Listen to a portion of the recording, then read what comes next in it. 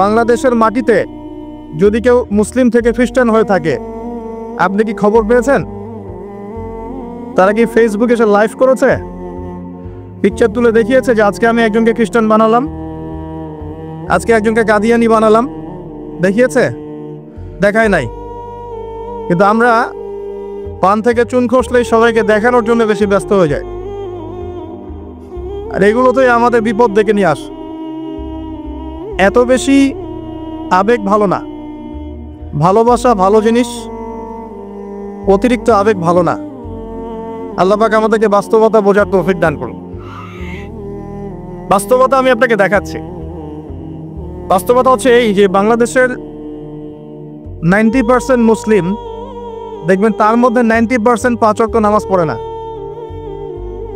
এটা হচ্ছে আপনার বাস্তবতা। বাংলাদেশের যে কোনো মাহফিলে যাবেন, একটাই স্লোগান আমি শুনেছি, আল কোরআনের আলো ঘরে ঘরে জ্বালো। খুব সুন্দর কথা, কিন্তু আপনি খেয়াল করে দেখবেন ম্যাক্সিমাম পরিবারেই কোরআনের আলো জ্বালার মতো কোনো মানুষ নাই। আপনি জরিপ করে দেখবেন যে 90% মুসলিমের মধ্যে কতজন মানুষ বিশুদ্ধ করে কোরআন তেলাওয়াত করতে পারে। আপনি দেখবেন 80%ও পারে না। কিন্তু এই কোরআনের জন্য জীবন দিতে চায়, সেই বইটা সে অর্থসহ পড়তে পারে না। বাস্তবতা এক জিনিস, আর যা দেখছেন এগুলো আরেক জিনিস। এগুলোর মধ্যে কোনো মিল নাই। এগুলো বাস্তবতা। যারা নামাজ পড়ে 5 ওয়াক্ত, তাদের মধ্যে কতজন জামাতের সাথে নামাজ পড়ে সেটাও একটা বিষয়। এখানে গিয়ে পার্সেন্টেজ আরো কমে যাবে। যারা নামাজি ব্যক্তি, তাদের মধ্যে কতজন রিজিক হালাল, এটা আরেকটা বিষয়। ঘরে ঘরে ঘুরে দেখবেন যে বেশিরভাগ মানুষের রিজিক হারাম, বেশিরভাগই।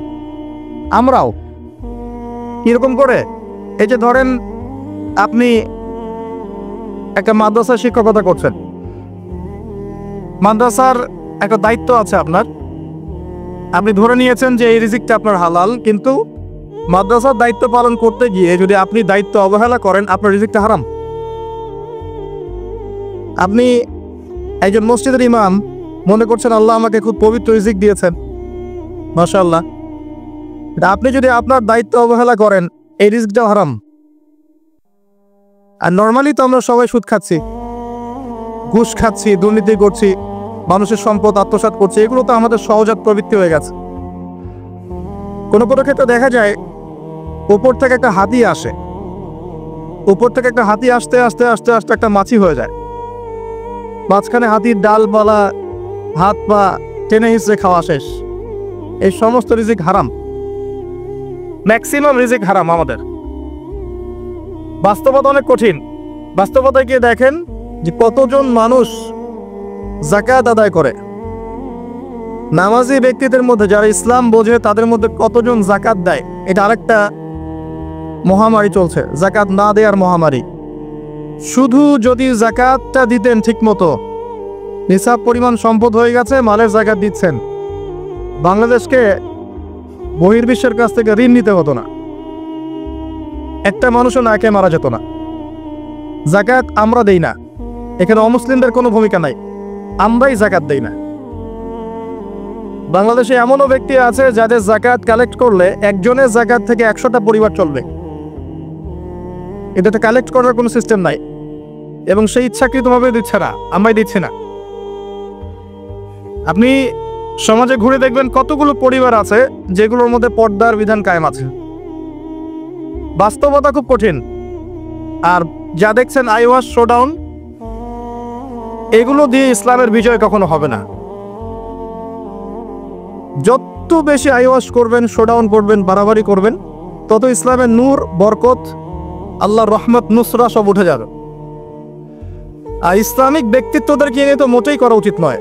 কারণ রিয়া বা অহংকার বলে একটা কথা আছে, যার কলবের মধ্যে যাররা পরিমাণ অহংকার থাকবে, এই ব্যক্তি জান্নাতে যাবে না। অহংকার মুক্ত থাকতে চায় আলেম ওলামা শ্রেণীর মানুষ, কিন্তু তাদেরকে নিয়ে মানুষের অতিরিক্ত বাড়াবাড়ির কারণে মনের মধ্যে অনেক সময় রিয়া, অহংকার চলে আসতে পারে। এর ফলে সেই ব্যক্তিও জাহান্নামের খোরাক হচ্ছে, বলে নাউজুবিল্লাহ। সূক্ষ্মতা আমি আপনাকে বোঝাচ্ছি। রাসূলুল্লাহ সাল্লাল্লাহু আলাইহি ওয়াসাল্লাম বলেছেন, অন্ধকার রাতে কালো পাথরের উপরে কালো পিঁপড়া হেঁটে গেলে যেমন টের পাওয়া যায় না, আমি আবার বলছি, অন্ধকার রাতে কালো পাথরের উপরে কালো পিঁপড়া হেঁটে গেলে যেমন দেখা যায় না, এভাবেই মনের মধ্যে অহংকার রিয়া চলে আসতে পারে। যদি আসে, আমার জন্য জান্নাত হারাম। নাউজুবিল্লাহ। দ্বীন ইসলামের বেসিক জিনিসগুলো নিয়ে কাজ করেন। আমি আপনাকে বেসিক জিনিস বোঝাচ্ছি।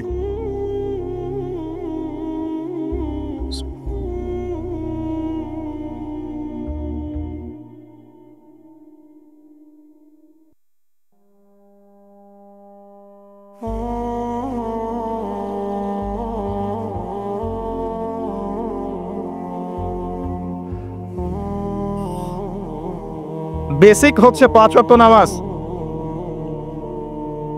আমাদের মধ্যে কতজন মানুষ দৈনিক 5 ওয়াক্ত সালাত আদায় করে, এটা বুঝতে হবে। বেসিক হচ্ছে আপনার যাকাত প্রদান করা। ইসলামের বেসিক হচ্ছে আপনার পরিবারে পর্দা থাকবে। ইসলামের বেসিক আপনার পরিবারে তালিম হবে। প্রত্যেক পরিবার থেকে একটা করে মানুষ অন্তত পক্ষে কোরআনওয়ালা হবে, আলেম হবে বা হাফেজ হবে, এটা আমাদের দাবি ছিল। এগুলো বেসিক, যে মুসলিমরা হালাল খাবে, হারামে সম্পৃক্ত হবে না, সাধ্য মতো আল্লাহর দ্বীনের দাওয়াত দিবে মানুষকে। এগুলো বেসিক। এই বেসিকগুলো ঠিক আছে কিনা খেয়াল করে দেখেন। আমি আপনাকে গ্যারান্টি দিচ্ছি এই বেসিকগুলো আমাদের ঠিক নাই। এমন পরিবার খুঁজে পাবেন না যে পরিবারের মধ্যে অলমোস্ট 100% মানুষ 5 ওয়াক্ত নামাজ পড়ে। এখন এই যুগে খুঁজে পাওয়া দুষ্কর, ইল্লা মাশাআল্লাহ। এমন পরিবার আপনি খুঁজে পাবেন না যেখানে দেখবেন প্রত্যেক সদস্য কোরআন তেলাওয়াত করতে পারে, ইল্লা মাশাআল্লাহ, বা কোরআনের হাফেজ বা আলেম হয়েছে, খুব কম। এমন পরিবার এখন খুঁজে পাওয়া দুষ্কর যেখানে প্রত্যেকটা রিজিক হালাল, পরিবারের মধ্যে কোনো অপসংস্কৃতি নাই, পরিবারের মধ্যে ফ্রি মিক্সিং নাই, সুদ নাই, হারাম টাকা আসছে না, বেপরদামি নাই। পরিবারের ছেলেমেয়েরা আল্লাহর ওয়াস্তে আল্লাহর লাইনে পড়াশোনা করছে, দ্বীনের খেদমত করার চেষ্টা করছে, এমন পরিবার খুব রেয়ার। যখন বেসিক ঠিক থাকবে না, তখন বড় বড় স্বপ্ন দেখে আসলে কোনো লাভ নাই। একটা বিল্ডিং নির্মাণ করতে চান, তার বেস যদি ঠিক না থাকে, তাহলে আপনি 10-20 তলার স্বপ্ন দেখে আসলে কোনো ফায়দা নাই। এর পরেও আছে যারা দ্বীনের রিপ্রেজেন্টেটিভ, তাদের মধ্যে আপনি দেখবেন ভিতরে দ্বীন নাই। বাইরে যদিও মনে হয় যে দ্বীন দিয়ে ভর্তি, ভিতরে আসলে দ্বীনের কোনো বালাই নাই, ইল্লা মাশাআল্লাহ। আবার আপনি দেখবেন যারা ধর্মতাত্ত্বিক ক্ষেত্রে জাতিকে দিক নির্দেশনা দিবে, এরাই শততা বিভক্ত 1000টা দলে, এবং প্রত্যেকেই বলছে যে আমি হক, বাকি সবাই বাতিল। সিচুয়েশন খুব ক্রিটিক্যাল। এর উপরে আবার আছে সামাজিক অবক্ষয়, এর উপরে আবার আছে রাজনৈতিক সমস্যা, তার উপরে আবার আছে বৈশ্বিক ওয়ার্ল্ড অ্যাফেয়ার্সের প্রবলেম এবং ইকোনমিক স্যাংশন, অর্থনৈতিক দাসত্ব। সব মিলে বিশ্বের অবস্থা ভালো না। এখানে তৃপ্তির ঢেকুর তোলার কোনো সুযোগ নাই যে সবকিছু সুন্দরভাবে চলছে, আসলে তা নয়। এখন প্রথমত দৃষ্টিভঙ্গির কথা বলবো। দৃষ্টিভঙ্গি পরিবর্তন না করতে পারলে সমস্যা আছে। বাস্তবিক হন, প্র্যাকটিক্যালে মুসলিমদের অবস্থা আসলে ভালো না। এবং পুরো বিষয়ের রিয়েলিটি বুঝতে হলে আপনাকে খিদির আলাইহিস সালাম হতে হবে। এই ব্যক্তি আবার কে? খিদির আলাইহিস সালামকে পাবেন কোথায়? কোথায় আছে? সূরা কাহফে আছে। নবী মুসা আলাইহিস সালাম প্রশ্ন করছেন, নৌকাটা কেন ফোটা করলেন? নবী মুসা আলাইহিস সালাম প্রশ্ন করছেন, এই বাচ্চাটাকে কেন হত্যা করলেন? নবী মুসা আলাইহিস সালাম প্রশ্ন করছেন, দেয়ালটা কেন নির্মাণ করলেন? মুসা আলাইহিস সালাম বাইরের চোখ দিয়ে দেখছেন, তিনি ভিতরের কথা বুঝতে পারছেন না। কিন্তু খিদির আলাইহিস সালাম আল্লাহর নূর দিয়ে দেখছেন, তাই তিনি দূরদর্শিতার সাথে দেখতে পাচ্ছেন প্রতিটা ঘটনার পিছনের কারণ কি। যদি নৌকা ফুটা না করতেন তাহলে জলদস্যু নিয়ে যেত। যদি বাচ্চাটাকে হত্যা না করতেন এই বাচ্চা বড় হয়ে অনেক বড় কাফের হতো যদি এই দেয়াল নির্মাণ না করতেন। এই দেয়ালের নিচে রাখা সঞ্চিত সম্পদ এতিম বালকরা পেত না। ঘটনা কি পড়েছেন কখনো? এই ঘটনা কারা কারা পড়েছেন হাত তোলেন দেখি। এই হচ্ছে বাস্তবতা, হাত নামা। এই ঘটনাটা একটা আপনাকে এপিস্টিমোলজি দিবে। এপিস্টিমোলজি মানে হচ্ছে জ্ঞানতাত্ত্বিক দর্শন। এটা একটা ফিলোসফিক্যাল থট, জ্ঞানতাত্ত্বিক দর্শন, এপিস্টিমোলজি, জ্ঞান তত্ত্ব। মুসা আলাইহিস সালাম বাইরের চোখ দিয়ে দেখছেন। এখনকার পুরো বিশ্বের এডুকেশনাল ফিলোসফিটা এরকমই, সবাই বাইরের চোখ দিয়ে দেখতে চায়। কিন্তু খিদির আলাইহিস সালাম ভিতরের চোখ দিয়ে দেখতেন। তিনি বুঝতে পেরেছেন কেন নৌকা ফুটা করতে হবে, কেন এই বাচ্চাকে হত্যা করতে হবে, কেন দেয়া দিনমার করতে হবে। এটা মুসা আলাইহিস সালাম বুঝতে পারেন নাই। অতএব এই বিশ্বে যদি আপনি প্রতিটা বিষয়ের সমাধান চান, সলিউশন ফাইন্ড আউট করতে চান, রিয়েলিটি বুঝতে চান, তাহলে আপনাকে এক চোখ দিয়ে দেখলে হবে না। শুধু বাইরের চোখ দিয়ে দেখলে আপনি সব বুঝতে পারবেন না, ফুল স্টপ।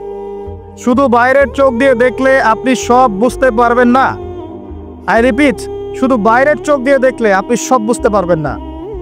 আপনাকে আল্লাহর নূর দিয়ে দেখতে হবে, আল্লাহর কলব দিয়ে, আপনার জাগ্রত কলব দিয়ে দেখতে হবে, যেমনটা খিদির আলাইহিস সালাম করেছেন। বাহ্যিক চোখ দিয়ে আপনি সব কিছুকে দেখলে মনে হবে যে বিশ্ব এগিয়ে যাচ্ছে, কিন্তু ভিতর দিয়ে দেখলে, আল্লাহর নূর দিয়ে দেখলে বুঝতে পারবেন বিশ্ব আগাচ্ছে ঠিকই, কিন্তু তার ধ্বংসের দিকে আগাচ্ছে। সময়ের জন্য অপেক্ষা করতে থাকেন, এক পর্যায়ে কথাগুলো বুঝে আসবে ইনশাআল্লাহ। হয়তো এখন মাথার উপর দিয়ে যাচ্ছে, ইল্লা মাশাআল্লাহ। আগে জ্ঞানতাত্ত্বিক দর্শনটা ঠিক করেন। আমাদের দর্শনটা এখন এমন যে চাক্ষুষ যা দেখবো সেটাই সত্য, অথবা পরীক্ষা নিরীক্ষা পর্যবেক্ষণের মাধ্যমে যে সিদ্ধান্তে আসা যাবে সেটাই সত্য। এবং আমাদেরকে পশ্চিমা বিশ্ব এটাই শিখিয়েছে, পশ্চিমারা আমাদেরকে এটাই শিখিয়েছে যে পরীক্ষা নিরীক্ষা, যুক্তি, বিজ্ঞান, দর্শন, এগুলোর মানদণ্ডে যা লাভ করা যাবে সেটাই জ্ঞান। এর বাইরে জ্ঞানের কোনো অস্তিত্ব নাই। এই জন্যে আল্লাহ তারা বিশ্বাস করে না, কারণ আল্লাহকে দেখা যায় না, সিম্পল।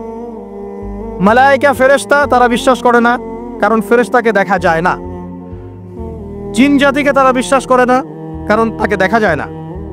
একইভাবে রূহ বা আত্মা, স্বপ্নের ব্যাখ্যা, আপনার ঘুম, আপনার কবরের আযাব, মিজান, উলসিরাত, জান্নাত, জাহান্নাম, আগেকার আসমানি কিতাব, নবী রাসূলগণ, কাউকে দেখা যায় না, অতএব এগুলোর কোনো অস্তিত্ব নাই। এটা তাদের দর্শন, এবং এই ফিলোসফি দিয়ে সারা বিশ্ব এখন চলছে। লান নুমিনা লাকা হাত্তা নারাল্লাহা জাহরা, যেমনটা বনু ইসরাইল বলেছিল, সূরা বাকারার দিকে আছে প্রথম দিকে, হে মুসা, আমরা তোমার কথায় বিশ্বাস করব না যতক্ষণ না আল্লাহকে চাক্ষুষ দেখছি। কিন্তু Islamic philosophy different. Islamic philosophy হচ্ছে এমন, ওয়াকুলিল হাক্কু মির রাব্বিকুম, হক বা জ্ঞান, সত্য তোমার রবের পক্ষ থেকে আসে। ফালা তাকুনান্না মিনাল মুমতারিন, তুমি সন্দেহবাদীদের অন্তর্ভুক্ত হও না। সূরা কাফির 29 নম্বর আয়াতে আল্লাহ পাক আরো বলেছেন, ওয়াকুলিল হাক্কু মির রাব্বিকুম ফামান শাআ ফালইউমিন ওয়া মান শাআ ফালইয়াকফুর। হক আল্লাহর পক্ষ থেকে আসে, জ্ঞান আল্লাহর পক্ষ থেকে আসে, সত্য মিথ্যার মানদণ্ড আল্লাহর পক্ষ থেকে আসে, ন্যায় অন্যায়ের মানদণ্ড আল্লাহর পক্ষ থেকে আসে, মানুষের মস্তিষ্ক থেকে বের হয় না। আল্লাহর পক্ষ থেকে যা আসে তাকে যুক্তি, বিজ্ঞান, দর্শন এগুলো দিয়ে প্রমাণ করা যাবেই, এটা জরুরি না। এমন অনেক বিষয় হতে পারে আল্লাহর পক্ষ থেকে আসতে পারে যেটাকে আপনি যুক্তি, বিজ্ঞান, দর্শন দিয়ে প্রমাণ করতে পারবেন না, কারণ এগুলোর সীমাবদ্ধতা আছে, আল্লাহর জ্ঞানের কোনো সীমাবদ্ধতা নাই। আমার কথা কি বোঝা যায়? কথাগুলো হয়তো ইয়াংরা বুঝতে পারবেন। আর আমি জানি লেকচার যত আগাবে মুরব্বীরা তত উঠে চলে যাবে, আমি এটা ফিল করেছি আর কি। কিন্তু আমি এটা বিশ্বাস করি, আগামী দিনের ইসলামের ধারক এবং বাহক হবেন যুবকরা ইনশাআল্লাহ, এবং যুবতীরাও, এবং আমাদের পরবর্তী জেনারেশন যারা আমাদের ছেলে বা মেয়েরা আসছে, আমাদেরকে দ্বারা যদি খেদমত না হয়, কাজ না হয়, এবং আমরা যদি দায়িত্ব পালন করতে না পারি, আল্লাহ পাকের একটা সুন্নাহ আছে, সেটা হলো সূরা মুহাম্মাদের শেষের দিকে আছে, ইয়াস্তাবদিল কওমান গায়রাকুম, আল্লাহ পাক অন্য কওমকে তোমাদের জায়গায় নিয়ে আসবেন, তোমাদেরকে সরিয়ে দিবেন। আমার মতো অপদার্থকে দিয়ে যদি কাজ না হয়, আল্লাহ পাক আমাদেরকে সরিয়ে দিবেন, দিয়ে অন্য বড় বড় স্কলার তৈরি করবেন ইনশাআল্লাহ। আল্লাহ পাকের সুন্নাহ আছে কিছু, ইন তানসুরুল্লাহ ইয়ানসুরকুম, তোমরা যদি আল্লাহকে সাহায্য করো, আল্লাহর দ্বীনকে সাহায্য করো, তবেই আল্লাহর সাহায্য আসবে, অন্যথায় আসবে না। আল্লাহ পাকের সুন্নাহ, আল্লাহর সুন্নাহ এগুলা। নাসুল্লাহ ফানাসিয়াহুম, মানুষ যদি আল্লাহকে ভুলে যায়, আল্লাহও তাদেরকে ভুলে যাবে। এগুলো আল্লাহর সুন্নাহ। ইন্নাল্লাহা লা ইউগাইয়িরু মা বিকওমিন হাত্তা ইউগাইয়িরু মা বিআনফুসিহিম, আল্লাহ পাক কোনো কওমের অবস্থা ততক্ষণ পরিবর্তন করেন না যতক্ষণ তারা তাদের অবস্থা পরিবর্তনের চেষ্টা করে না। এগুলো আল্লাহর সুন্নাহ। তাই আমাদেরকে দিয়ে যদি কাজ না হয়, খেদমত না হয়, উম্মার যদি কোনো কল্যাণ না থাকে, আল্লাহ পাক আমাদের সবাইকে সরিয়ে দিবেন ইনশাআল্লাহ, এবং নতুন কওমকে নিয়ে আসবেন। এমন হতে পারে অমুসলিমদেরকে আল্লাহ পাক ইসলামের সৌন্দর্য দেখিয়ে, ইসলাম কবুল করিয়ে এইসব জায়গায় নিয়ে আসবেন, তারা দিনের খেদমত করবেন। সব সংকীর্ণ মানসিকতা থেকে বের হতে হবে। ওই আব্বাসীয় খেলাফতের সময় যখন মঙ্গোলিয়ানরা আক্রমণ করেছিল বাগদাদকে, এই জায়গাটা ভালো করে বোঝেন, যখন মঙ্গোলিয়ানরা আক্রমণ করেছে বাগদাদকে, তখনও কিছু মানুষ বসে বসে ঝগড়া করছিল, বাহাস করছিল যে কাকড়া খাওয়া হালাল না হারাম। আমার কথা বুঝতে পারেন? কাকড়া খাওয়া হালাল না হারাম এটা নিয়ে বাহাস করছিল। অলরেডি মঙ্গোলিয়ানরা হামলা করে দিয়েছে। পুরো বৈশ্বিক প্রেক্ষাপটে আমরা এখন সেটাই করছি। পুরো বিশ্বের প্রেক্ষাপটে মুসলিমদের যে অবস্থা, এখন আমরা অভ্যন্তরীণভাবে এটাই করছি। কে হাত কোথায় বাঁধবেন, কে কোথায় পায়ে পা লাগাবেন কি লাগাবেন না, আস্তে আমিন বলবেন না জোরে বলবেন, তারাবির নামাজ সামনে তো একটা বাস আসবে, 20 পড়বেন না 8 পড়বেন, ঈদের নামাজ কত তাকবীরে পড়বেন, ইত্যাদি যে মাসআলাগুলোকে নিয়ে সাহাবায়ে কেরামের যুগ থেকে শুরু করে ইখতিলাফ চলে আসছে, এইগুলো নিয়ে আমরা কিয়ামত পর্যন্ত ইখতিলাফ করতেই থাকবো। বলেন ঠিক, তাই না? এটাই করছি আমরা, এবং সারা বিশ্বের প্রেক্ষাপটে আমাদেরকে আজকে চতুর্দিক থেকে গলার মধ্যে রশি পেঁচিয়ে টান দেয়া হয়ে গেছে, খালি ফাঁসির কাজটা ঝোলা বাকি এখন আমাদের। উদাহরণটা এভাবে দিতে পারি আমি, যারা বোঝার দ্বারা বুঝবেন ইনশাআল্লাহ। সমুদ্রের ধারে দাঁড়িয়েছেন কখনো? অনেকে দাঁড়িয়েছেন, ওখানে কিছু চোরাওয়ালি থাকে, আছে চোরাওয়ালি আছে। এই চোরাওয়ালিতে কেউ যদি ডুবে যায়, দেখা যায় যে আস্তে আস্তে তার হাঁটু, তারপরে তার কোমর, তারপর বুক আস্তে আস্তে ডুবতে থাকে। আমাদের অবস্থাটা এখন এমন হয়েছে যে প্রথমে আমাদের উম্মাহ, এই দেহটা একটা চোরাওয়ালিতে পড়েছিল, পরে তার প্রথমত টাকনু পর্যন্ত ডুবেছে। সে হাত পা ছোড়াছড়ি করছে, আমাকে বাঁচাও, আমাকে উঠাও। চারপাশে উম্মার অনুসারী মানুষরা ছিলেন, তারা বলছে নড়াচড়া করবেন না, নড়াচড়া করবেন না, নড়াচড়া করলে আরো ডুবে যাবেন, ওইভাবে থাকেন। উম্মাহ বেচারা এভাবেই ছিল। তারপর আস্তে আস্তে আস্তে আস্তে তার হাঁটু পর্যন্ত ডুবে গেল। সে অস্থির হয়ে ছটফট করছে, আমাকে বের করো, আমাকে বের করো, আমি ডুবে যাচ্ছি। আশপাশের মানুষ বলছে রিল্যাক্স, নড়াচড়া করবেন না, নড়াচড়া করলে আপনি ডুবে যাবেন। এভাবে আস্তে আস্তে কোমর, আস্তে আস্তে বুক, এখন গলা পর্যন্ত ডুবে গেছে। এখনো উম্মাহ চিৎকার করছে, আমাকে বের করো, আমাকে বের করো, আমি ডুবে যাচ্ছি। আশপাশের মুসলিমরা বলছে নড়াচড়া করতে যায় না, নড়াচড়া করতে যায় না, ওইটাও ডুবে যাবে। কে টেনে তুলবে একে এখন? যারা আশপাশে আছে এই দুরবস্থায় এবং এই দায়িত্ব পালন করে নাই, আল্লাহ পাক অচিরে তাদেরকে সরিয়ে দিবেন ইনশাআল্লাহ, কোনো সন্দেহ নেই। নতুন কোনো কওম আসবে ইনশাআল্লাহ, নতুন কোনো প্রজন্ম আসবে ইনশাআল্লাহ, যারা এই উম্মাহটাকে আবার তুলবে ইনশাআল্লাহ। এবং আমরা জানি, আমরা আখিরুজ্জামান স্টাডি করে দেখেছি যে বিশ্বের সামনে এমন সময় আসবে যখন ঈসা ইবনে মারিয়ামকে আল্লাহ পাক নামাবেন, এবং এই বিষয়ে কোনো সন্দেহ নাই। আর নেটো যদি চেষ্টা করে তাকে থামাতে পারবে না। কথা বুঝতে পারেন নাই? পৃথিবীর কোনো শক্তি তাকে আটকাতে পারে। আল্লাহ পাক এটা বলে দিয়েছেন, সিরিয়ার দামেস্কের সাদা মিনারের উপরে 2 জন ফেরেশতার কাঁধে ভর করে ঈসা ইবনে মারিয়ামকে আল্লাহ পাক পাঠাবে। হাদিস এভাবে এসেছে, তার চুল তার চুলগুলো ছিল ব্রাউন কালার এবং অনেক কাত পর্যন্ত লম্বা। চুলগুলো দিয়ে টপ টপ করে পানি পড়তে থাকবে, দেখে মনে হবে মুক্তা ঝরে পড়ছে। এত স্পেসিফিকলি কোন কিতাবে বলা থাকতে পারে, কোন কোন রিলিজনের মধ্যে থাকতে পারে ইসলাম ছাড়া? ইসলামই তো সেই রিলিজন যেখানে আপনি হায়েজ নিফাসের মাসআলা পাবেন, পররাষ্ট্রনীতিও পাবেন। অন্য কোথাও আছে? ঈসা ইবনে মারইয়ামের চুল দিয়ে টপ টপ করে পানি পড়তে থাকবে, এটা পর্যন্ত বলা আছে। এবং আল্লাহ পাক বলেছেন, তার রাসূলের মাধ্যমে জানিয়েছেন সাল্লাল্লাহু আলাইহি ওয়াসাল্লাম, যে ঈসা ইবনে মারইয়াম প্যালেস্টাইনের বাবেলুদ নামক জায়গায় মাসিহুদ দাজ্জালকে হত্যা করবে ইনশাআল্লাহ। এবং এখান থেকে, ওই জেরুজালেম থেকে তিনি পুরো বিশ্বে ইসলামী খেলাফা বাস্তবায়ন করবেন। এটা কত বছর পর? এটা ননসেন্স প্রশ্ন। এটা কত বছর পর? এই প্রশ্নটা হচ্ছে এমন প্রশ্ন যে আদম আলাইহিস সালাম আর হাওয়া আলাইহিস সালাম যে গাছের ফল খেয়েছিলেন, ওই গাছের নাম কি? এই প্রশ্ন যেমন ভিত্তিহীন, ননসেন্স প্রশ্ন, এরকমই ননসেন্স প্রশ্ন হচ্ছে কত বছর পরে তা হবে। এটাতে আপনার কি দরকার? কত বছর পর হবে এতে আপনি কি করবেন, আমি কি করব? কারণ আমরা তো অপদার্থ, আগাছা, আমাদের সাথে এগুলো সাথ কি? আমাদের তো বেসিকই ঠিক নাই। ঈসা ইবনে মারইয়াম এর হাতে আল্লাহ রাব্বুল আলামিন 40 বছর পৃথিবীর খেলাফা রাখবেন ইনশাআল্লাহ তাআলা। তখনকার যে প্রজন্মটা থাকবে, এই প্রজন্ম ইনশাআল্লাহ ওই চোরাবালিতে ডুবে যাওয়া উম্মাহকে টেনে বের করবে ইনশাআল্লাহু আযজা ওয়া জাল।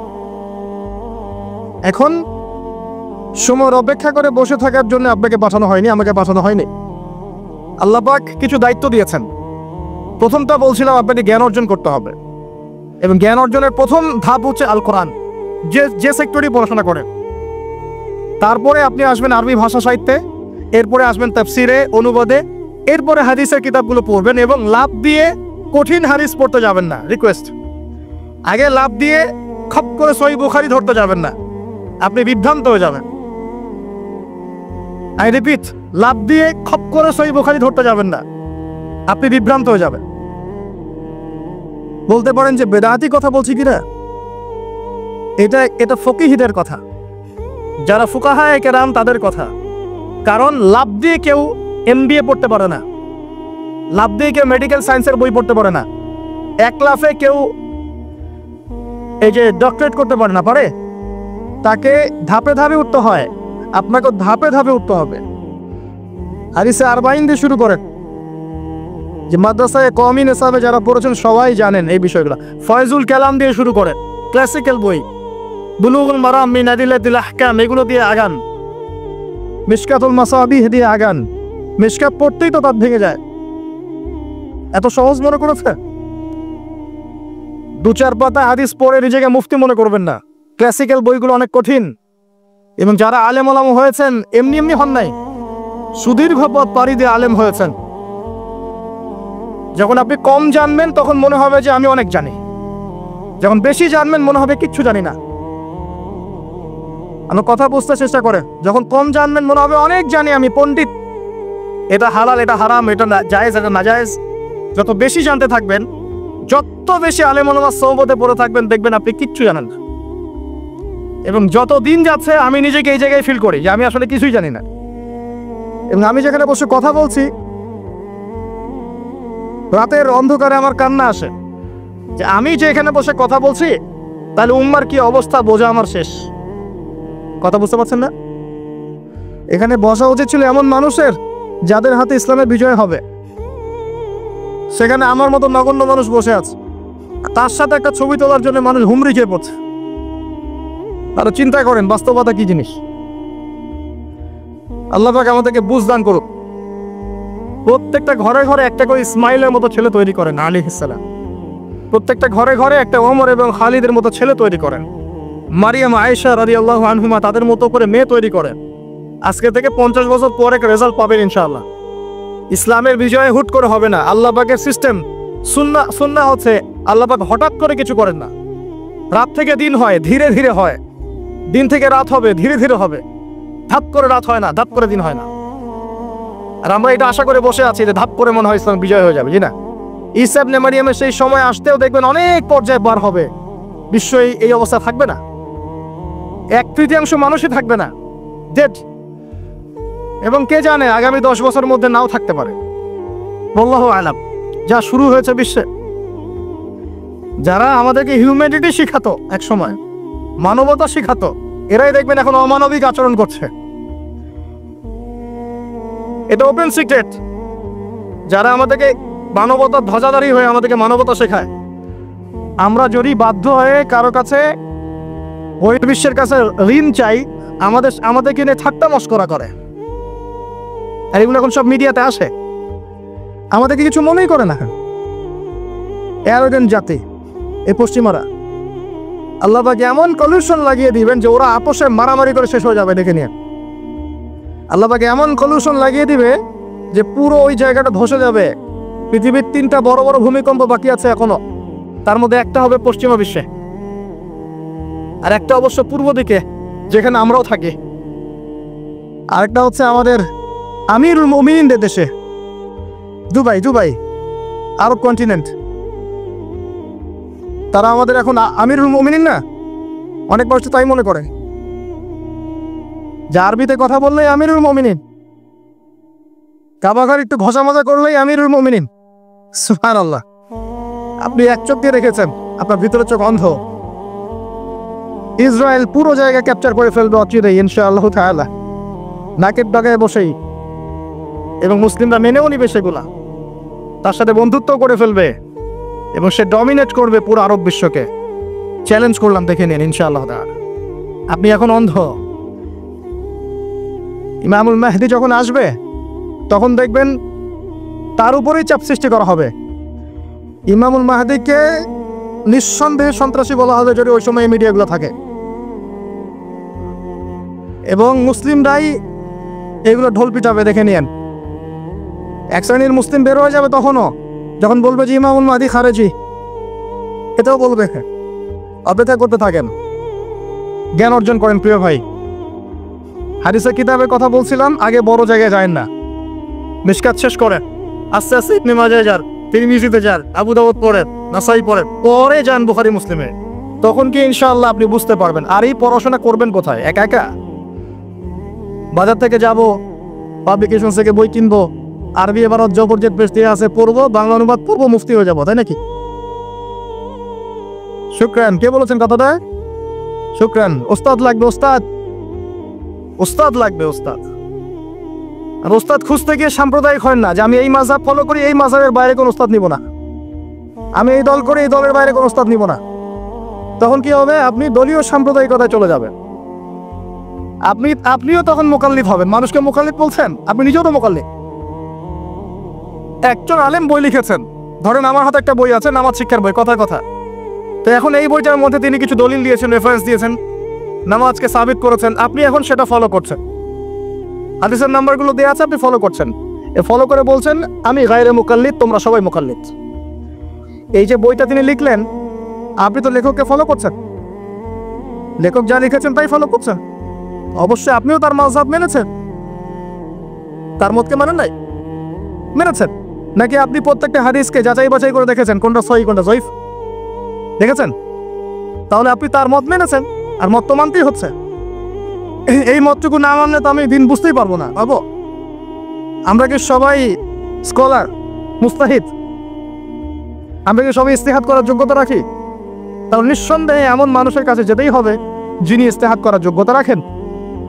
তিনি যখন গবেষণা করে একটা ফতোয়া দিবেন, আমি সেই ফতোয়াটাকে সর্বোচ্চ আমার সাধ্যমতো মেলানোর চেষ্টা করতে পারি এবং অন্যান্য আলেমদের কাছে শরণাপন্ন হতে পারি যে আপনারা এটার ব্যাপারে কি মত দিচ্ছে। কিন্তু আমাকে তো সাধারণ মানুষ হিসেবে আলেম ওলামার কাছে যেতেই হচ্ছে এবং মাযহাব মানতেই হচ্ছে। বিষয়টা এমন নয় যে আমি সরাসরি কোরআন সুন্নাহকে মানতে পারি কি? কোরআন এবং সুন্নাহর প্রত্যেকটা জিনিস বোঝার সরাসরি যোগ্যতা আমার আছে? যদি না থাকে তাহলে মাধ্যম লাগে না? এই মাধ্যমটা কি নাজায়েজ? এই জায়গায় তো আমরা সমস্যায় ভুগছি। নিজে নিজে পণ্ডিত হয়ে যাই আর নিজে নিজে বিভিন্ন দল উপদল খুলে বসে থাকি, মানুষকেও আহ্বান করতে থাকি, আর যে আমার আহ্বানে সাড়া দেয় না তাকে বলে দেয় তুমি খারেছে। আল্লাহ পাক আমাদেরকে বোঝার তৌফিক দান করুন। উস্তাদ লাগবে, উস্তাদ। তৃতীয় জিনিসটা হচ্ছে আপনি পড়াশোনা করবেন আলেম ওলামার সোহবতে গিয়ে, এবং এই পড়াশোনাটা একা একা করতে পারবেন না। আপনি তাদের কাছে যাবেন, আরবি ক্লাসিক্যাল বইগুলো পড়বেন। এটা শুধু পড়ার জন্য নয়, বরং তাদের সোহবত থেকে, চরিত্র থেকে জ্ঞান শেখার জন্য। আমার কথাটা বলার চেষ্টা করেন। আপনি যখন একটা মানুষের সাথে ওঠা বসা করবেন, তার চরিত্র দেখে আপনি সুন্নত শিখতে পারবেন। রাসূলুল্লাহ সাল্লাল্লাহু আলাইহি ওয়াসাল্লাম এমনভাবে কি ইসলাম শিখিয়েছিলেন? একটা কাগজের মধ্যে সূরা লিখে দিলেন, বাসায় যাও পড়ে নিও। সাহাবীদেরকে এমনভাবে শিখিয়েছে? সাহাবায়ে কেরাম কোরআন সুন্নাত তার সোহবতে এসে শিখেছেন, তাকে দেখে শিখেছেন। কেমন করে তিনি কথা বলেন, কেমন করে ওঠেন, কেমন করে বসেন, কেমন করে চিন্তা করেন, কিভাবে তিনি ঘোড়সাওয়ার হন, বাসায় কি করেন, নামাজ কেমন করে পড়েন, প্রতিটা বিষয় তিনি তারা দেখে দেখে দেখে দেখে আয়ত্ত করেছে। আব্দুল্লাহ ইবনে মাসউদ রাদিয়াল্লাহু আনহু সম্পর্কে বলা হয় যে তিনি এমনভাবে নবী সাল্লাল্লাহু আলাইহি ওয়াসাল্লামকে দেখেছেন, কপি করার চেষ্টা করেছেন, যে তিনি উঠতেন তার মতো করে, বসতেন তার মতো করে, কথা বলতেন তার মতো করে। সুবহানাল্লাহ। সোহবতেই আপনাকে নূর দিবে ইনশাআল্লাহ।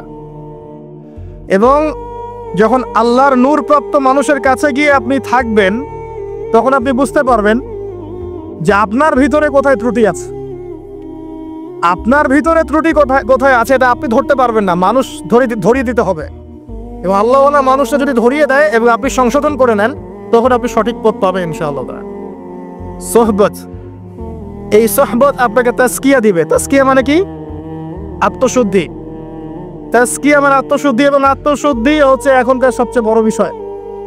আত্মশুদ্ধি নাই, বড় বড় লেকচার দিয়ে লাভ নাই। আত্মশুদ্ধি কখন আসবে? যখন কলবে নূর আসবে। কলবে নূর কখন আসবে? যখন আপনি বেশি বেশি কোরআন তেলাওয়াত করবেন, 1 নাম্বার। 2 নাম্বার, যখন আপনি বেশি বেশি মউতের ফিকির করবেন। 3 নাম্বার, বেশি বেশি কবরের চিন্তা করবেন, পরকালের চিন্তা করবেন। 4 নাম্বার, বেশি বেশি আপনি আল্লাহর জিকির করবেন। 5 নাম্বার, বেশি বেশি আল্লাহর কাছে দোয়া করবেন। কম খাবেন, কম ঘুমাবেন, কম স্ত্রী সহবাস করবেন, কম মানুষের সাথে মিশবেন, কম কথা বলবেন। নূর আসবে ইনশাআল্লাহ। যত বেশি খাবেন, যত বেশি ঘুমাবেন, বেশি বেশি যৌন সম্পর্ক করবেন, হালাল হলেও বেশি বেশি করবেন, বেশি বেশি খাবেন, বেশি বেশি কথা বলবেন, আর বেশি বেশি মানুষের সাথে আড্ডা পিটায় বেড়াবেন, কলবের নূর নষ্ট হয়ে যাবে। এগুলো হালালের মধ্যে। আর হারাম যদি হয়, মদ পান করেন, জেনা করেন, ব্লু ফিল্মস দেখেন, পর্নোগ্রাফি দেখেন, মেয়েদের সাথে ডেটিং করেন, ফ্রি মিক্সিং করেন, হাবি যাবি, তাহলে তো নূরের কোনো প্রশ্নই নাই, নূরের সাথে আপনার কোনো সম্পর্কই নেই। তো এগুলোর পরেও আরো বিষয় আছে। এগুলোর পরের বিষয় হচ্ছে কলব থেকে কয়েকটা বিষয় দূর করতে হবে। আবার 1 নম্বর, দুনিয়ার প্রেম। দুনিয়ার প্রেম দূর করতে হবে। দুনিয়াতে থাকতে হবে মুসাফিরের মতো। সকালে আছেন, সন্ধ্যার গ্যারান্টি নাই, সন্ধ্যায় আছেন, সকালের গ্যারান্টি নাই। দুনিয়াতে মুসাফিরের মতো।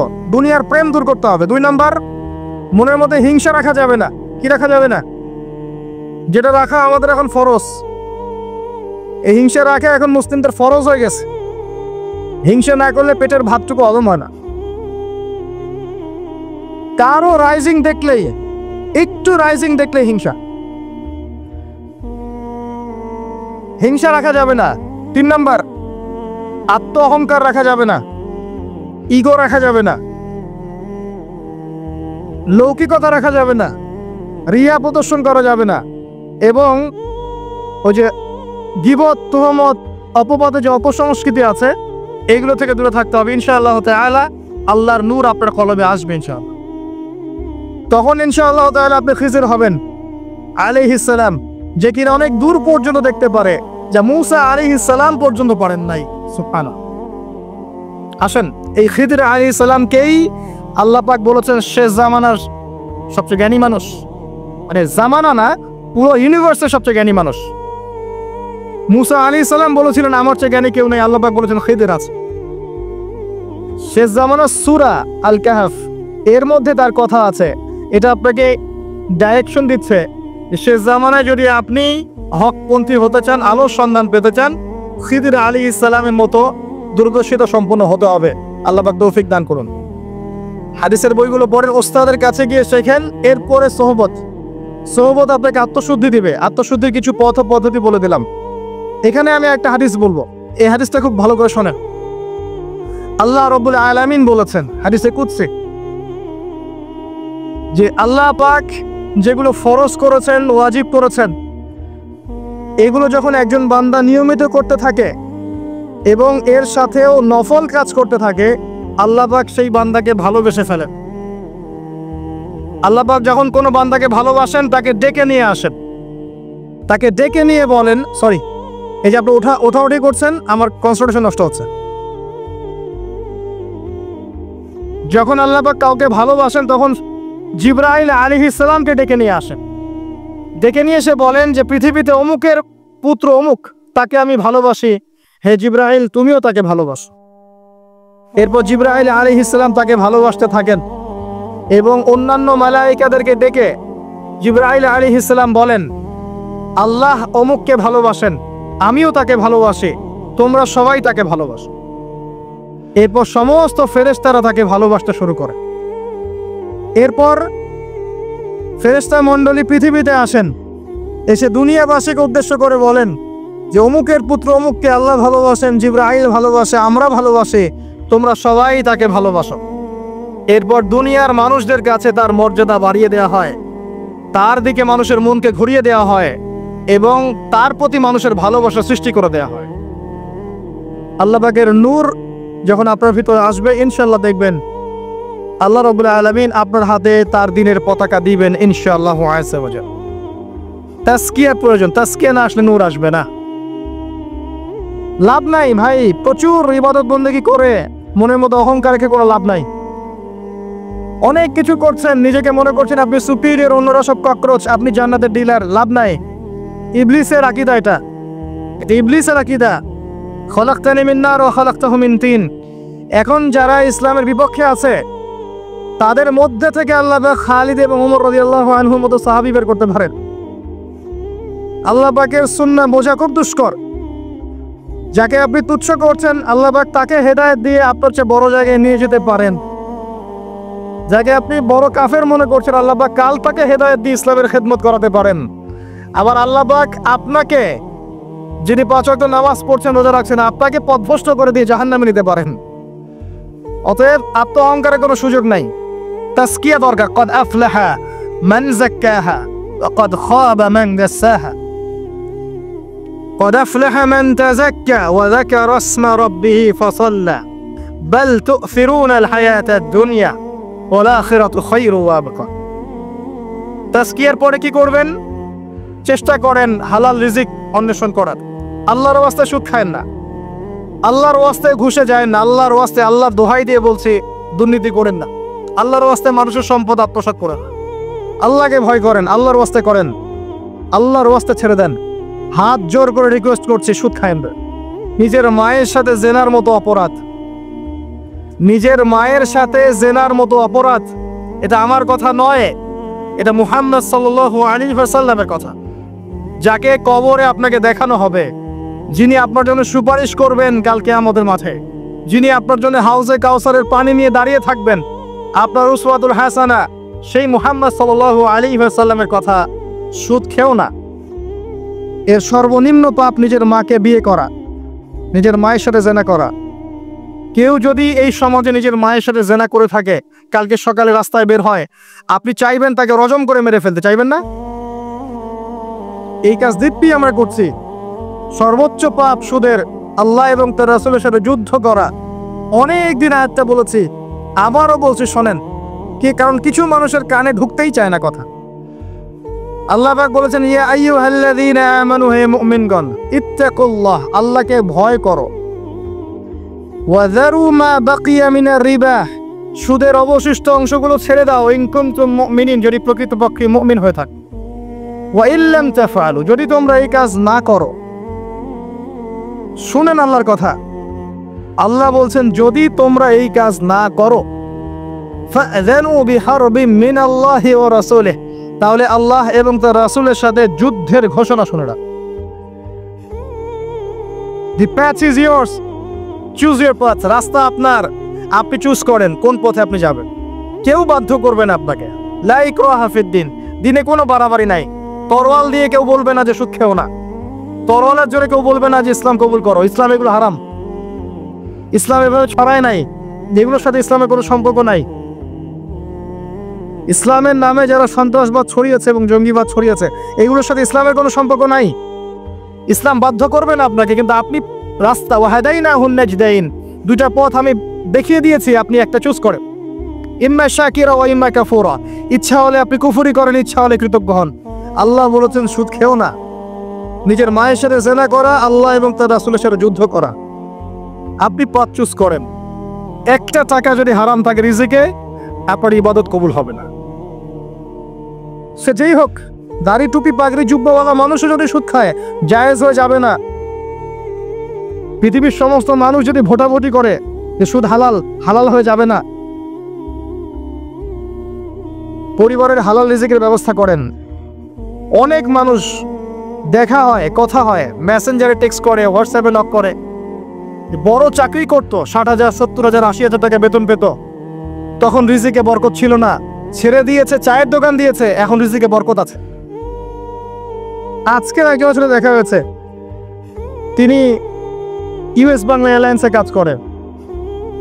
আমাকে বলছেন, ভাই মুরব্বী মানুষ, আমার পরিবারের সদস্য সংখ্যা বেশি ছিল, হারাম জবে ছিলাম, সুদ খেতাম, সুদি এনজিওতে কাজ করেছি, আপনার লেকচার শুনেছি, আলহামদুলিল্লাহ আল্লাহ পাক শুনিয়েছেন তাকে, এখানে আমার কোনো ক্রেডিট নাই, তিনি ছেড়ে দিয়েছেন, এখন এখানে কাজ করেন। আমি বললাম পরিবারে কি কোনো সমস্যা হয়, রিজিকে বরকত আছে না? তিনি বলছেন এখন বারাকার শেষ নাই। বলছে কেউ অসুস্থ হয় না পরিবারে আমার এখন, আগে ডেইলি অসুস্থ হতো।